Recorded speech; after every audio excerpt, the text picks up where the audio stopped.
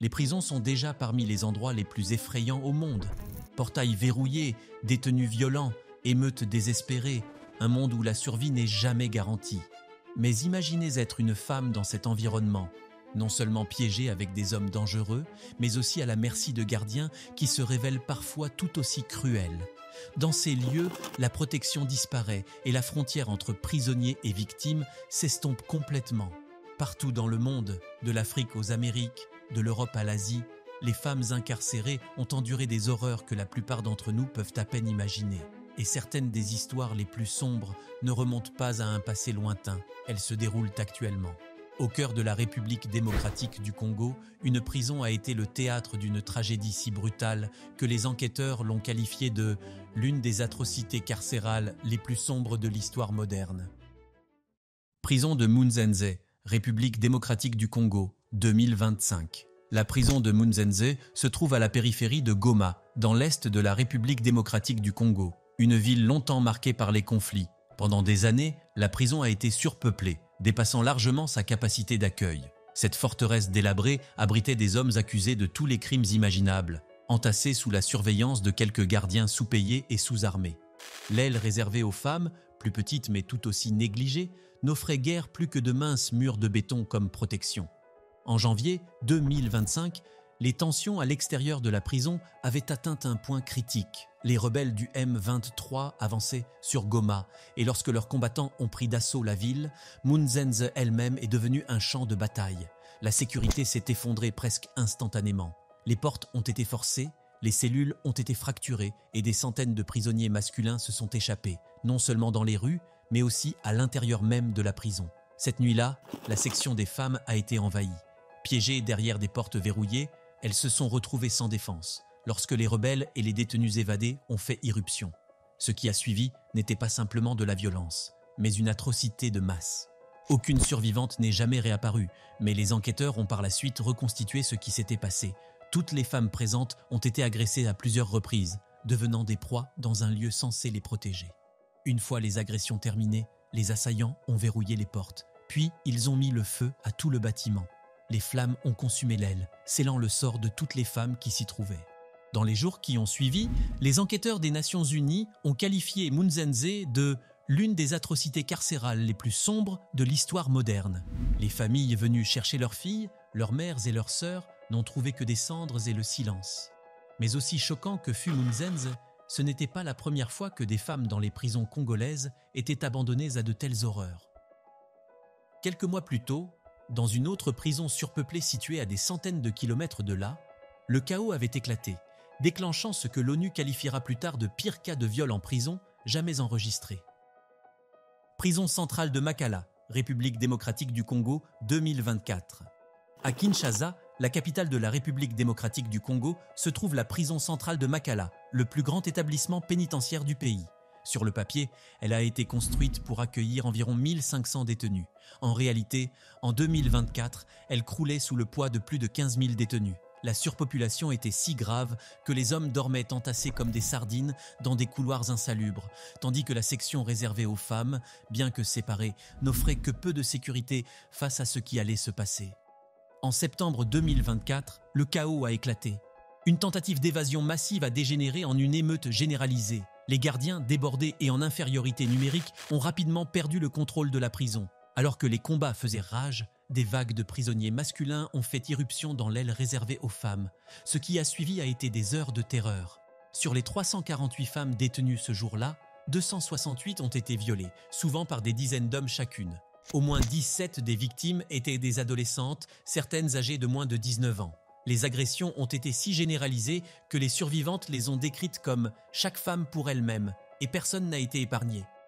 Lorsque l'ordre a finalement été rétabli, les dégâts étaient irréversibles. Les Nations Unies ont qualifié cet événement de pire cas de viol en prison jamais enregistré. Pourtant, pour la plupart des femmes, il n'y a eu ni justice, ni protection, ni reconnaissance, à part une note de bas de page dans un rapport sur les droits humains. Mais Makala n'était pas une tragédie isolée. 4 ans plus tôt, dans une autre prison congolaise, le chaos avait une fois de plus privé les femmes de toute protection. Pendant 3 jours consécutifs, les gardiens sont restés les bras croisés, tandis que l'horreur se déroulait à l'intérieur de la prison de Kasapa. Prison centrale de Kasapa, République démocratique du Congo, 2020. Dans la ville minière de Lubumbashi, la prison centrale de Kasapa était censée être l'un des principaux centres de détention du pays. Mais en 2020, comme tant d'autres prisons en République démocratique du Congo, c'était un lieu de négligence et de décadence, un complexe délabré où des milliers de détenus vivaient dans la misère et où les gardiens avaient du mal à maintenir ne serait-ce que l'illusion du contrôle. Cette illusion s'est effondrée en septembre 2020. Des émeutes ont éclaté à l'intérieur de Kasapa et pendant 3 jours, la prison a sombré dans l'anarchie. Les gardiens ont abandonné leur poste ou se sont cachés pour échapper à la violence, laissant les détenus prendre le contrôle de blocs entiers. Il n'a pas fallu longtemps pour que les hommes s'introduisent de force dans la section réservée aux femmes. Ce qui s'est passé ensuite a été décrit par les survivantes comme l'enfer sur terre. Des dizaines de femmes ont été agressées. Les registres officiels ont confirmé 37 viols. Mais les groupes de défense des droits humains ont averti que le nombre réel était bien plus élevé, probablement toutes les femmes présentes dans la prison.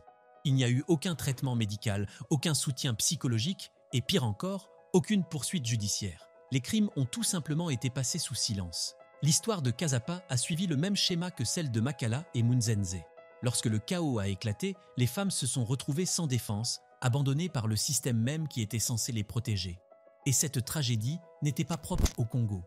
À des milliers de kilomètres de là, dans la nation caribéenne d'Haïti, une autre émeute dans une prison allait révéler à quel point les femmes pouvaient être rapidement abandonnées lorsque les gardiens eux-mêmes choisissaient de s'enfuir.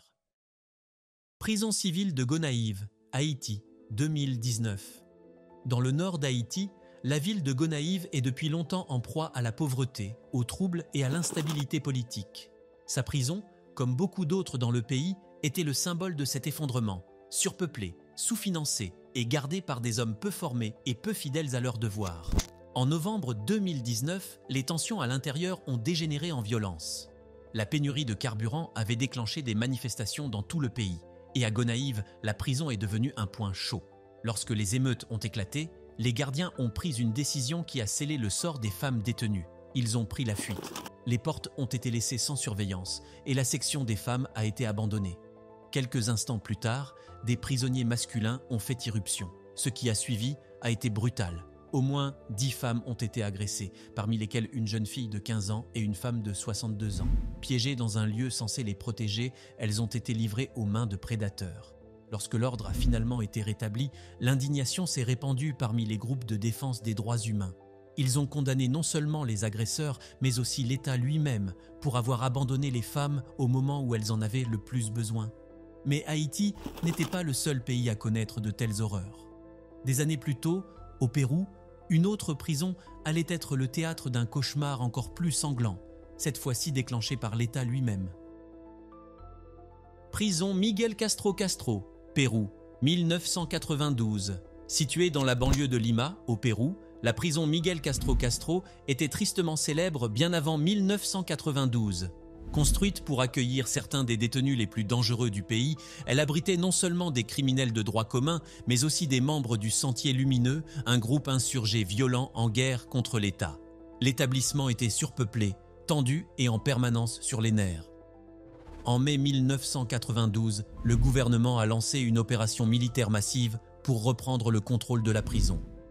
Ce qui avait commencé comme un assaut s'est rapidement transformé en massacre. Des explosifs et des mitrailleuses ont ravagé les blocs cellulaires, transformant la prison en champ de bataille. Parmi les personnes piégées à l'intérieur se trouvaient des dizaines de femmes, militantes ou suspectes. Beaucoup ont été tués lors du bombardement, tandis que d'autres se sont rendus pour finalement subir des tortures et des violences sexuelles. Les survivantes ont témoigné plus tard que même après avoir déposé les armes, les femmes ont été exécutées de sang-froid. À la fin de l'assaut, 39 prisonniers étaient morts. Les observateurs internationaux ont condamné cette opération comme une violation des droits humains, mais le gouvernement péruvien a défendu ces actions comme une mesure nécessaire contre le terrorisme. Pour les femmes à l'intérieur, cependant, ce fut un nouveau chapitre dans une longue histoire où les prisons sont devenues des lieux, non pas de justice, mais de cruauté et de mort. Et des décennies plus tard, loin du Pérou, une autre prison allait montrer que le danger ne venait pas toujours des guerres ou des rébellions, mais qu'il pouvait parfois franchir discrètement les portes en prétendant être à sa place. Rikers Island, États-Unis, 2021 à 2022. Rikers Island, le célèbre complexe pénitentiaire de New York, est depuis longtemps un symbole de mauvaise gestion et d'abus. Surpeuplé, violent et en proie à la corruption, il est confronté à des scandales depuis des décennies. Pour les femmes qui y sont détenues, les dangers ne proviennent pas seulement des autres détenus, mais aussi de ceux qui contrôlent le système. En 2022, une affaire choquante a fait la une des journaux. Un détenu masculin, se faisant passer pour une personne transgenre, a été transféré dans le dortoir des femmes. Une nuit, alors qu'une autre détenue dormait, il l'a violée. L'affaire, connue sous le nom de Rose Doe, a déclenché un vif débat sur les défaillances de la surveillance qui ont permis qu'elle se produise. Ce n'était pas la première fois. Un an plus tôt, en 2021, un autre détenu avait agressé une femme dans le même établissement et avait été condamné à 7 ans de prison. Et pendant des années, des rapports avaient documenté les abus commis par les gardiens eux-mêmes, des détenues étant mises enceintes par les agents chargés de les surveiller. Rikers était devenu un endroit où les femmes ne pouvaient compter sur aucune protection, même de la part du personnel. Les enquêtes ont qualifié ce système de défaillant, un système où la vulnérabilité était exploitée à maintes reprises. Et ce phénomène n'était pas propre à New York. À l'autre bout du monde, une prison d'Asie du Sud-Est est devenue tristement célèbre après qu'une jeune étrangère a été retrouvée enceinte entre ses murs, soulevant des questions troublantes sur ce qui s'était passé derrière ses portes closes.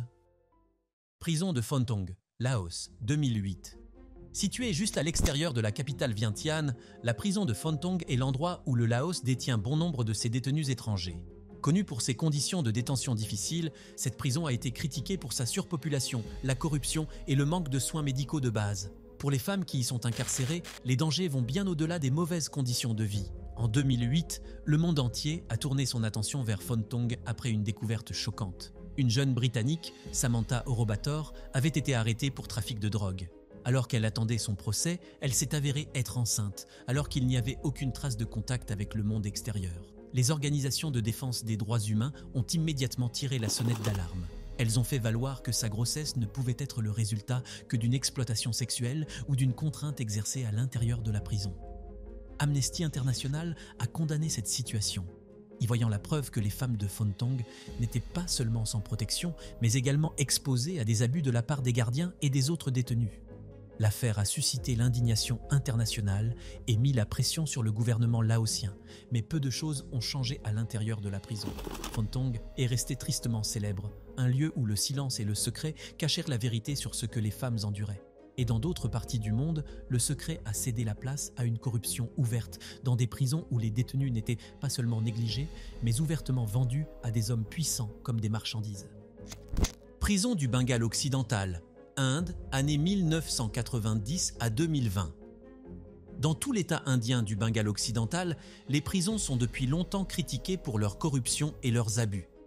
Surpeuplées et mal surveillées, elles sont devenues des lieux où les gardiens exerçaient un pouvoir sans limite sur les détenus. Pour les femmes, ce pouvoir était souvent détourné à des fins bien plus sombres. Des rapports remontant aux années 1990 ont révélé une pratique choquante. Les détenus étaient fournis à des détenus riches en échange d'argent ou de faveurs. Il s'agissait d'un système d'exploitation organisé dans lequel les femmes étaient traitées comme des monnaies d'échange à l'intérieur même de leur prison. Même les adolescentes n'étaient pas épargnées. Lors des transferts, certaines étaient violées par les gardiens ou vendues à des détenus influents.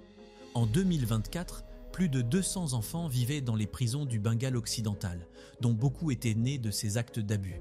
Des enquêtes gouvernementales ont finalement révélé le scandale, décrivant un réseau de commerce sexuel géré par des fonctionnaires corrompus. Pourtant, pour d'innombrables victimes, les responsables n'ont jamais été tenus pour responsables. Les prisons sont restées hantées par une réputation d'exploitation systémique, où ceux-là même qui avaient juré de faire respecter la loi avaient transformé les femmes en marchandises. Dans d'autres pays, différentes prisons ont révélé le même défaut mortel. Lorsque des détenus masculins avaient accès aux cellules des femmes, cela n'apportait ni protection ni ordre, mais des nuits de terreur. Prison du comté de Clark, États-Unis, 2021. Dans l'Indiana, la prison du comté de Clark était censée être un établissement sécurisé où les hommes et les femmes étaient hébergés dans des unités séparées. Mais en octobre 2021, une nuit a révélé à quel point cette séparation était fragile. Un groupe de détenus masculins a soudoyé un gardien, le payant en échange des clés de la section des femmes. Les portes étant déverrouillées, les hommes se sont engouffrés dans l'unité des femmes. Pendant plus de 2 heures, le chaos a régné. Les femmes ont été agressées, battues et violées, tandis que leurs cris restèrent sans réponse. Une fois l'incident terminé, le traumatisme n'a pas pris fin. Au lieu de protéger les victimes, certains gardiens les ont punis, accusant les femmes d'avoir causé des problèmes. Les survivantes ont par la suite décrit cette nuit comme une trahison délibérée, non seulement de la part des agresseurs, mais aussi de la part du système même qui était censé assurer leur sécurité. Plusieurs poursuites judiciaires ont été engagées et le gardien qui avait remis les clés a été poursuivi au pénal. Mais pour les femmes, la justice n'a jamais pu effacer la terreur de cette nuit-là. Et si le comté de Clark a montré comment la corruption pouvait détruire la sécurité en une seule soirée, l'histoire révèle que les femmes en prison subissaient des abus depuis des siècles, même dès les années 1820. Prison d'État d'Auburn, États-Unis, année 1820. Au début du 19e siècle, la prison d'État d'Auburn, dans l'État de New York, était considérée comme un modèle pour le nouveau système pénitentiaire américain. Mais derrière ces murs de pierre, les femmes vivaient dans des conditions si difficiles que leur survie relevait du hasard. Jusqu'à 70 femmes étaient entassées dans un seul grenier, à tel point qu'il leur était impossible d'avoir une vie privée. Elles vivaient aux côtés d'hommes violents, sans véritable séparation et presque sans protection. Elles étaient constamment exploitées, et les abus qu'elles subissaient étaient rarement portés à la connaissance du monde extérieur. L'un des cas les plus marquants est celui de Rachel Welch en 1826. Alors qu'elle était détenue à l'isolement, elle est tombée enceinte, très certainement à la suite d'un viol commis par un détenu. Après avoir accouché, au lieu de recevoir des soins, elle a été fouettée par un gardien de prison jusqu'à ce que mort s'ensuive. Sa mort symbolise la brutalité à laquelle les femmes étaient confrontées dans un système qui les traitait comme des invisibles. L'histoire d'Auburn nous rappelle que les abus commis à l'encontre des femmes derrière les barreaux ne sont pas un problème moderne. Ils existent depuis des siècles et se transmettent de génération en génération. Au cours des décennies qui ont suivi, d'autres prisons américaines ont montré que l'exploitation des femmes n'était pas seulement tolérée, mais qu'elle était intégrée au système lui-même. Parchman Farm, États-Unis, année 1930. Dans le Mississippi, la ferme de Parchman était connue comme l'une des fermes pénitentiaires les plus dures d'Amérique. S'étendant sur des milliers d'hectares, elle fonctionnait moins comme un établissement pénitentiaire que comme une plantation esclavagiste. Les prisonniers, pour la plupart noirs, étaient contraints de travailler dans les champs dans des conditions brutales, sous la surveillance de gardes armés et de trustees, des détenus chargés de faire respecter la discipline. Pour les femmes, Parchman était un lieu d'exploitation déguisé en routine. Elles étaient souvent désignées comme « femmes du camp » et devaient fournir des services sexuels aux gardes et aux détenus de confiance. Refuser signifiait être puni, affamé, voire pire. Beaucoup sont tombées enceintes en prison, leur bébé né non par choix, mais à la suite d'abus. La torture était courante. Les coups de fouet, les passages à tabac et les humiliations physiques étaient le lot quotidien. Les survivantes ont décrit un système dans lequel le corps des femmes était traité comme un simple élément de l'économie de la prison, une ressource à l'usage des personnes au pouvoir. Parchman est devenu tristement célèbre pour sa cruauté, mais il était loin d'être un cas unique. Tout au long de l'histoire, les femmes derrière les barreaux ont été dépouillées de leur dignité, non seulement par les détenus, mais aussi par les personnes mêmes qui dirigeaient les institutions. Et bien avant Parchman, dans les prisons de la Grande-Bretagne du XVIIIe siècle, les conditions étaient si horribles que certaines femmes préférèrent la mort à l'emprisonnement. Prison de Newgate, Royaume-Uni, XVIIIe siècle. Au cœur de Londres, la prison de Newgate était l'une des prisons les plus tristement célèbres de son époque. Construite à l'époque médiévale et reconstruite après le grand incendie de 1666, elle était devenue au XVIIIe siècle un symbole de misère et de corruption. Des prisonniers de toutes sortes, débiteurs, voleurs, meurtriers, étaient entassés dans des quartiers insalubres et surpeuplés. Il n'y avait aucune séparation entre les hommes et les femmes. Ils dormaient dans les mêmes pièces, se battaient pour des restes de nourriture et souffraient des mêmes maladies qui se propageaient sans contrôle à travers les murs humides de la prison. Pour les femmes, cette absence de séparation signifiait des abus constants. Les viols, la coercition et l'esclavage sexuel faisaient partie de leur quotidien. Les gardiens se joignaient souvent à eux, exigeant des faveurs en échange de produits de première nécessité ou de protection. Les conditions étaient si insupportables que de nombreuses femmes condamnées à Newgate imploraient d'être exécutées plutôt que d'être incarcérées. Pour elles, la mort semblait un sort plus clément que le supplice qui les attendait derrière les murs de la prison. Newgate a laissé derrière elle un héritage de cruauté sans limite, preuve que même il y a plusieurs siècles, le système judiciaire abandonnait les femmes à la violence. Et bien que le temps ait passé, les mêmes schémas d'abus ont perduré, non seulement dans les prisons mixtes, mais aussi dans les établissements réservés aux femmes. Prison Julia Tutwiler, États-Unis, en activité. En Alabama, la prison pour femmes Julia Tutwiler a été construite pour être un établissement pénitentiaire moderne. Mais au fil des ans, elle s'est forgée une réputation bien plus sombre. Bien qu'elle n'accueille que des femmes, l'établissement a longtemps été géré et contrôlé presque exclusivement par des agents masculins, et ce déséquilibre a donné lieu à des abus d'une ampleur choquante. Les enquêtes ont révélé une culture où le harcèlement, les agressions et la coercition étaient monnaie courante. Des femmes ont déclaré avoir été contraintes à des actes sexuels en échange de privilèges élémentaires, avoir été tripotées lors de fouilles ou avoir été réduites au silence par des menaces de punition. Au moins 6 gardiens ont été condamnés et des dizaines d'autres ont été accusés, mais le problème a persisté. En 2014, le ministère américain de la Justice a publié un rapport accablant, qualifiant Tutwiler de environnement toxique et sexualisé. Il décrivait une prison où les femmes vivaient dans une peur constante, non seulement de leurs co-détenus, mais aussi des agents chargés de les protéger. Pour les femmes qui s'y trouvaient, Tutwiler leur rappelait que les abus ne provenaient pas toujours du chaos ou des émeutes. Parfois, ils étaient intégrés dans la structure même de l'institution, transformant la vie quotidienne en une lutte constante pour la dignité. Dans une autre prison, de l'autre côté de l'océan, en Irlande du Nord, les femmes étaient confrontées à un autre type de violation, qui brouillait la frontière entre mesures de sécurité et agressions pures et simples. Prison d'Armagh, Irlande du Nord, 1982. Au plus fort des troubles, en Irlande du Nord, la prison d'Armagh détenait de nombreuses femmes accusées d'implication dans des violences politiques. Officiellement, il s'agissait d'une prison pour femmes, mais le contrôle restait fermement entre les mains des agents masculins. Et pour les détenus, ce contrôle était souvent synonyme d'humiliation et d'abus. En 1982, des rapports ont fait état de fouilles corporelles invasives effectuées par des gardiens masculins. Les femmes étaient contraintes de se déshabiller, puis fouillées et inspectées d'une manière que les détenus ont qualifiée de dégradante et assimilable à une agression sexuelle. Pour beaucoup, ces fouilles relevaient moins de la sécurité que de la punition et de l'intimidation. Cette pratique a suscité l'indignation internationale. Les groupes de défense des droits humains ont condamné ce traitement, le qualifiant de abus sanctionné par l'État. Des manifestations se sont propagées à travers l'Irlande et la Grande-Bretagne, les militants affirmant que le gouvernement avait franchi la ligne entre le maintien de l'ordre et la violation délibérée de la dignité des femmes. Pour les prisonnières d'Armagh, cette expérience a laissé des cicatrices qui vont au-delà de l'incarcération. Elle a montré que même sous le prétexte de la procédure, les femmes pouvaient être dépouillées de leur autonomie, leur corps devenant un autre champ de bataille pour le contrôle. Et bien avant Armagh, l'histoire avait déjà montré le même schéma. Lorsque les prisons ne parvenaient pas à protéger les femmes, leur souffrance devenait invisible à moins d'être exposée au monde extérieur. Des cachots du Londres du XVIIIe siècle aux prisons modernes du Congo et des États-Unis, une vérité reste constante. Lorsque les femmes sont enfermées, leur sécurité est rarement garantie. Derrière les barreaux, la punition se transforme souvent en exploitation, en négligence et en silence. Les histoires de Munzenze, Makala, Parchman, Newgate, Tutwiler et tant d'autres révèlent un schéma inquiétant.